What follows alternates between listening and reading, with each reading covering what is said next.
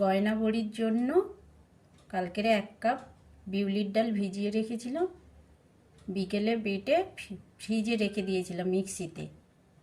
এবার শিলে ভালো করে চন্দনের মতন বেটে নিতে হবে। এইভাবে চন্দনের মতন বাটা হলে বড়িটা খুব নরম হবে। বেটে নেওয়ার পরে এবারে ফাটিয়ে নিচ্ছি, খুব ভালো করে ফাটাতে হবে। এতে কোনো মশলা যাবে না, শুধু লবণ দেবো লাস্টে।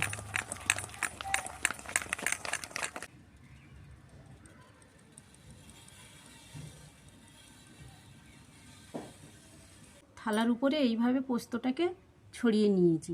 কেউ চাইলে কাজু বাদামকেও এরকম গুঁড়ো করে মিক্সিতে নিয়েও করতে পারেন, কেউ সুজি দিয়েও করতে পারেন, সাদা তিলও ব্যবহার করতে পারেন।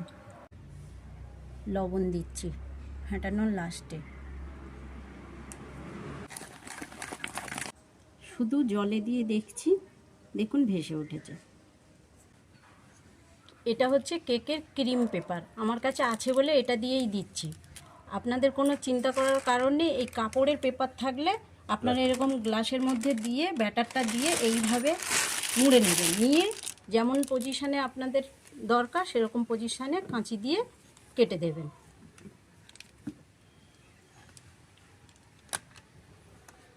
কেটে দিলে আপনারা এইভাবে ধরে ব্যাটারটা দিয়ে এইভাবে দিতে থাকবেন।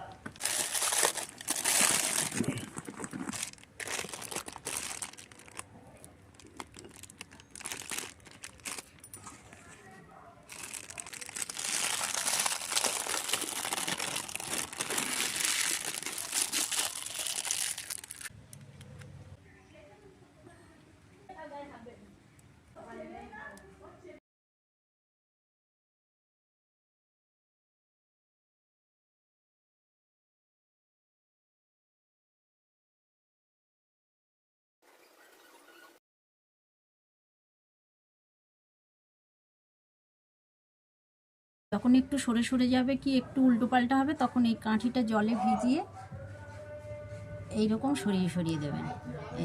এইভাবে সরিয়ে সরিয়ে দেবেন, ঠিক হয়ে যাবে।